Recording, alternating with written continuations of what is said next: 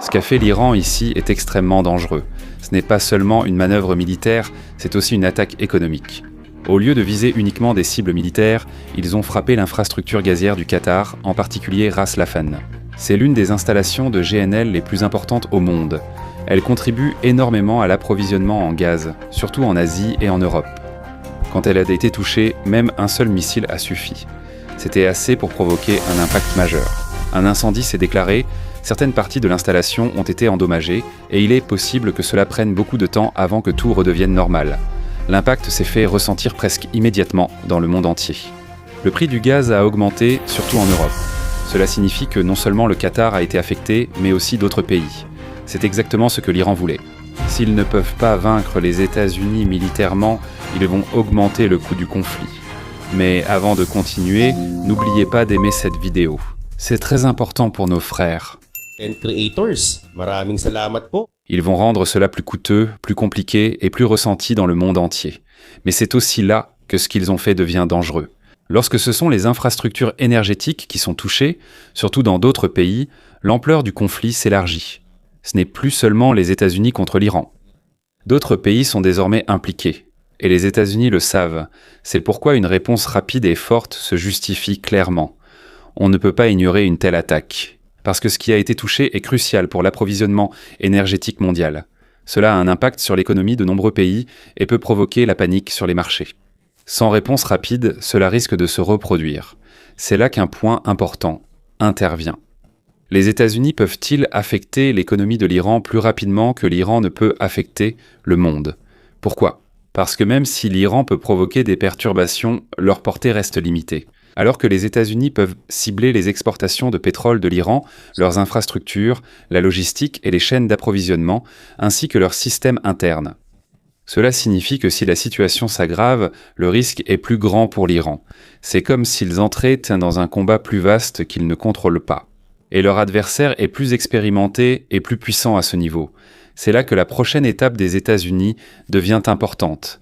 Ce n'est pas simplement une question de représailles, c'est un message clair. Si tu détruis le système mondial, nous te répondrons plus rapidement. Ce qui se passe ici montre clairement que le conflit s'intensifie. Ce n'est plus seulement militaire, cela touche aussi l'énergie et l'économie. D'abord, l'Iran a frappé Ras Laffan au Qatar. Ensuite, ils ont attaqué la raffinerie de Mina al-Ahmadi au Koweït, l'une des plus grandes raffineries de pétrole de la région. Qu'est-ce que cela signifie?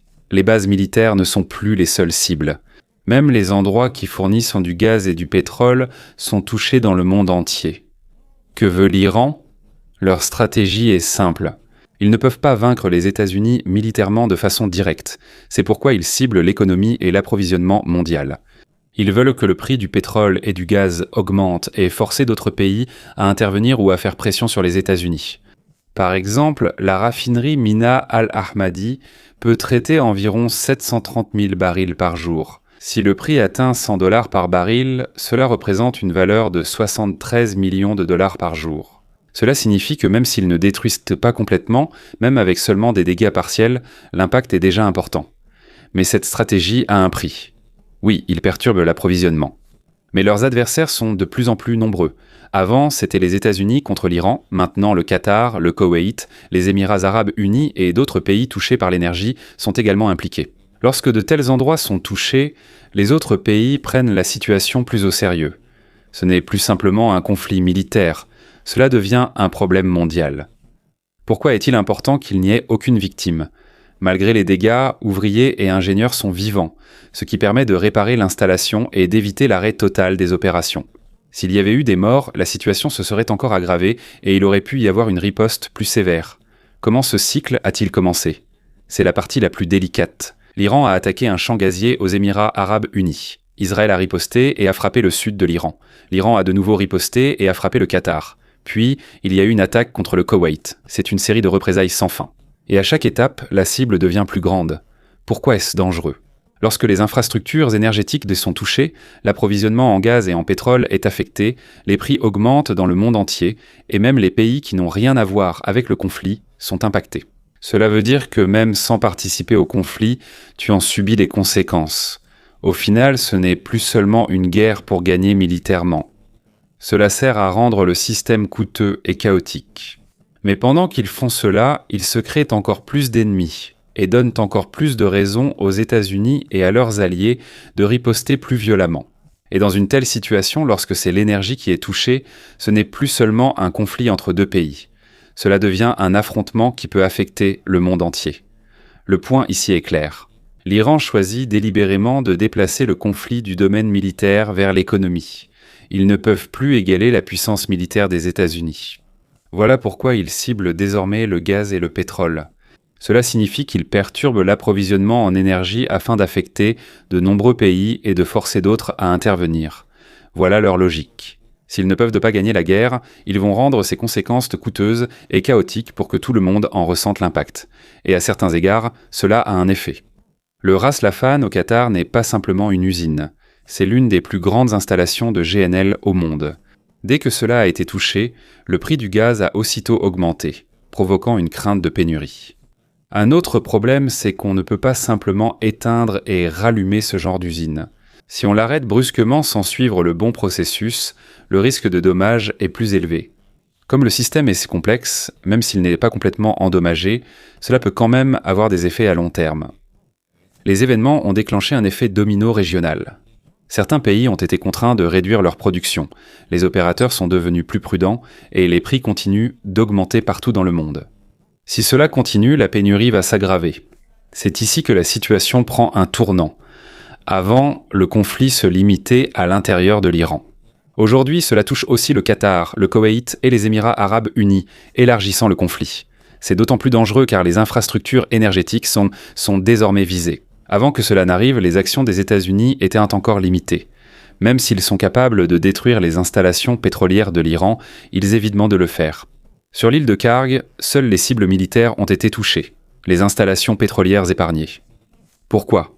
Parce qu'ils savaient que s'ils les détruisaient, cela aurait un impact majeur sur l'économie mondiale. Mais la situation a changé. Lorsque le South Pars en Iran a été touché et que l'Iran a riposté contre le Qatar et le Koweït, toute retenue a commencé à disparaître peu à peu. Les deux camps commencent à frapper les ressources énergétiques. Au final, ce qui se passe est clair. Ce n'est plus seulement une guerre visant une victoire militaire. On essaie de changer la façon de mener la guerre. D'une guerre militaire contre militaire, on passe à une guerre économique. Et quand on en arrive à ce point, ce ne sont plus seulement les soldats qui sont touchés. Même le prix du gaz, de l'électricité et de la nourriture sont affectés. Et même les pays qui n'ont rien à voir avec cela sont affectés. C'est pourquoi c'est la partie la plus dangereuse du conflit. Quand cela devient vraiment une guerre énergétique, tout le monde ressentira les effets, même ceux qui ne participent pas à la guerre. C'est là que tu verras jusqu'où va ce jeu. Il ne s'agit pas seulement de gaz ou de pétrole, mais de contrôler toute la dynamique de la région. Dans le Golfe, l'énergie n'est pas qu'un business. C'est la principale source de revenus du gouvernement. C'est la raison pour laquelle les pays sont stables et la base de leurs relations avec les autres pays. Kapag nasira ang energy infrastructure, Ce n'est qu'un business. Cette région principale est affectée. Que veut-on vraiment qu'il se passe ? Des fonds du gouvernement. Pourquoi les pays augmentent-ils le prix du gaz et du pétrole ? D'autres pays se plaignent et cela montre leurs relations. C'est comme s'ils disaient que même s'ils ne peuvent pas gagner tout de suite, ils peuvent faire autre chose. Pourquoi est-ce dangereux quand c'est l'énergie qui est touchée ? Des pays non impliqués sont également affectés, ce qui impacte l'économie mondiale et augmente les tensions dans différentes régions. Et surtout, la confiance entre les pays est brisée. Par exemple, le champ gazier de South Pars partagé entre l'Iran et le Qatar. Autrefois, cela servait de pont pour améliorer leurs relations. Mais lorsque de tels endroits sont touchés, le dialogue disparaît et est remplacé par la peur et la colère. C'est la stratégie de l'Iran. Plus il y a de troubles, plus il y a de pression sur l'ONU.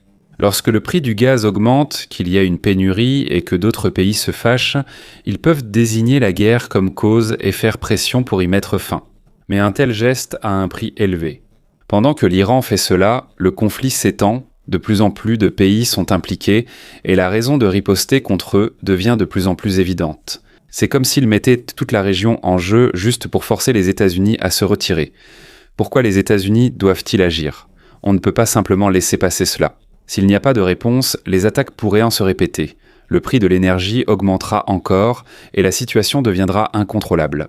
C'est pourquoi une réponse rapide et forte n'est pas seulement une simple revanche, c'est un message accompagné d'un avertissement. Cela signifie que si cela continue, les conséquences seront plus graves. Au final, il est clair où en était le conflit, ce n'est plus seulement un affrontement entre militaires. C'est devenu un affrontement entre systèmes. L'Iran essaie de perturber l'énergie et les mouvements. Les États-Unis, de leur côté, doivent empêcher cela avant que la situation ne s'aggrave. Et si cela n'est pas contrôlé, cela ne restera pas seulement un problème d'une seule région. Cela pourrait affecter le monde entier. C'est ici que l'on verra comment les États-Unis vont réagir. Ce n'est pas simplement une vengeance, ils ont frappé le moyen le plus important de l'Iran pour semer le trouble. Ils ont envoyé un A-10 Thunderbolt II, un avion d'attaque conçu pour détruire des cibles au sol et en mer. Leur cible était les vedettes rapides de... Pourquoi ont-ils attaqué les vedettes rapides ? C'est l'un des moyens les plus importants de l'Iran pour semer le trouble. Ils ne combattent pas directement les grands navires américains. À la place, ils utilisent de petits bateaux rapides capables d'attaquer ou de harceler les navires. Ils peuvent aussi se cacher et attaquer soudainement, comme lors d'une attaque éclair. Pourquoi le détroit d'Ormuz est-il important ? C'est l'un des passages les plus critiques au monde. Une grande partie passe par ici. C'est l'un des principaux passages au monde. Mais à cause des actions de l'Iran qui réduisent le trafic, les compagnies maritimes ont peur et les prix du pétrole et du gaz augmentent, c'est la stratégie de l'Iran. Ils veulent perturber le flux d'approvisionnement, faire monter les prix et forcer les États-Unis à se retirer.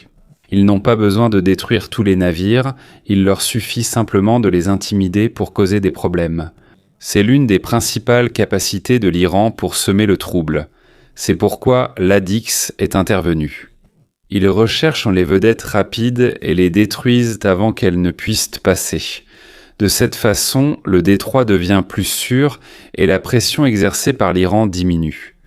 Pourquoi avoir utilisé l'ADIX ? La situation est à un tournant, parce que c'est l'appareil idéal pour cette mission.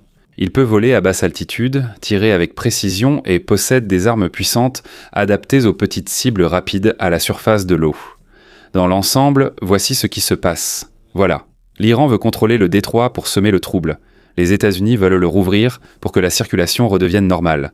C'est comme une lutte pour le contrôle d'un passage crucial du monde. Enfin, le message est clair. Ce que les États-Unis ont fait n'est pas simplement une riposte, c'est une rupture. La reprise majeure du contrôle du détroit d'Ormuz et la réduction de la pression sur l'énergie mondiale.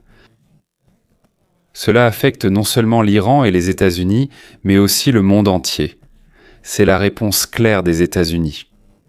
Hindi lang nila hinahabol ang mga fast boats, kundi sinisira na nila mismo ang pinanggag. Un passage critique pour le monde entier. Il peut dépasser les 30 nœuds. Son corps est petit, donc il est difficile à repérer immédiatement. Ils sont capables d'attaquer avec des drones, des missiles et des armes à feu. Leur style est simple, mais efficace. Ils sortent, attaquent, s'enfuient et se cachent à nouveau. Ils ne combattent pas de front. Au lieu de cela, ils sèment le trouble en utilisant des méthodes moins coûteuses et plus flexibles. C'est ce qu'on appelle une méthode de combat indirecte. Tu n'as pas besoin de gagner par la force tant que tu peux semer le trouble encore et encore. C'est là que les États-Unis ont eu des problèmes auparavant. Leurs grands navires de guerre sont puissants, mais ils ne réagissent pas aussi rapidement face à de petites cibles. Il n'est pas non plus efficace de poursuivre des bateaux rapides qui changent constamment de direction. C'est pourquoi ils ont du mal à contrôler ce genre de menaces. Cela a changé avec l'arrivée de la ADIX Thunderbolt II. C'est devenu la réponse à ce genre de situation. Il est plus rapide dans les airs qu'un bateau sur l'eau. Il est équipé d'un puissant canon capable de détruire de petites cibles en un seul passage. Cela signifie que, peu importe la vitesse du bateau, il n'est plus facile de s'échapper. Mais les États-Unis ne se sont pas arrêtés là. Ils n'ont pas seulement ciblé les bateaux. Pire encore, ils ont frappé leur point d'origine. Ils ont utilisé de grosses bombes capables de pénétrer des cibles solides avant d'exploser. C'est ce qu'on utilise contre des endroits fortifiés et cachés. Ils ont frappé les lieux d'origine des attaques, notamment les sites de lancement de missiles, bases côtières et zones de stockage et de contrôle des vedettes rapides. Qu'est-ce que cela signifie ? Les États-Unis ne se contentent plus de se défendre. Ils ne se contentent plus de repousser les attaques. Ils détruisent désormais la capacité de l'Iran à attaquer à l'avenir. Leur stratégie est aussi simple que cela. Détruire les vedettes rapides pour éliminer la menace immédiate. détruire les points d'origine pour empêcher les attaques futures, rouvrir le détroit pour que l'Iran perde le contrôle sur le flux d'approvisionnement. À cause de cela, l'Iran perd progressivement son plus grand atout, le contrôle du détroit d'Ormuz. Et une fois que cela disparaît, le flux normal de pétrole et de gaz reprendra, la pression sur le marché mondial diminuera et l'Iran perdra son principal moyen de semer le trouble. Au final, ce que les États-Unis ont fait est clair. Ils ont combiné une réponse rapide et une solution à long terme. Ils ont rapidement ciblé les bateaux. Et en même temps, ils ont détruit la source des attaques. Et le message est direct. Ils peuvent non seulement arrêter ce que fait l'Iran, ils peuvent aussi éliminer la capacité de l'Iran à le faire. C'est là que la gravité de la réponse américaine devient évidente. Ce n'est plus simplement une riposte. C'est neutraliser la capacité de l'Iran à attaquer de nouveau. La GBU-72 est un type de bombe capable de pénétrer le sol ou des structures solides avant d'exploser. Cela signifie qu'elle n'explose pas seulement à la surface. Elle s'enfonce d'abord à l'intérieur avant d'exploser. Ainsi, elle peut détruire ce qui est caché dessous, comme sites de missiles, entrepôts et centres de commandement. Elle est transportée par des avions comme le F-15E et le bombardier B-1B. Elle peut être lancée même à une grande distance de la cible et elle est guidée pour frapper avec précision. En d'autres termes, même si l'avion ne s'approche pas, il peut toujours atteindre directement la cible. Les cibles touchées ne sont pas choisies au hasard. Les endroits de choisis sont liés aux attaques, comme les sites de lancement de missiles côtiers, les bases de vedettes rapides et les lieux d'où proviennent les frappes contre le Qatar et le Koweït. Si tout à l'heure on poursuivait les bateaux actifs en mer, maintenant ce sont les sources des prochaines attaques qui sont visées. Cela signifie qu'ils ne se contentent pas d'empêcher la menace actuelle, mais qu'ils éliminent aussi la possibilité de futures attaques. Le message est clair. L'Iran peut attaquer, mais on va s'assurer que cela ne se reproduise pas facilement. Et la situation ne s'arrête pas là. Selon la déclaration des États-Unis, si les troubles dans le détroit d'Ormuz continuent, ils pourraient cibler des centrales électriques à l'intérieur même de l'Iran.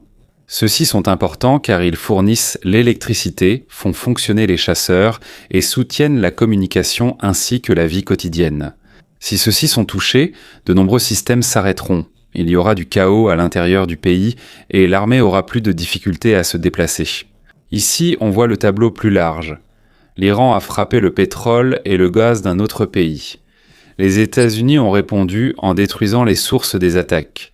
Et maintenant, il est possible que la prochaine cible soit le territoire iranien lui-même. C'est maintenant une escalade claire.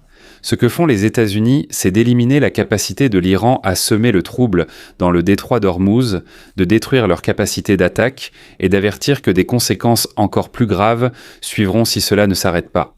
Et le plus grand changement, c'est que le combat ne reste plus seulement à l'extérieur du pays.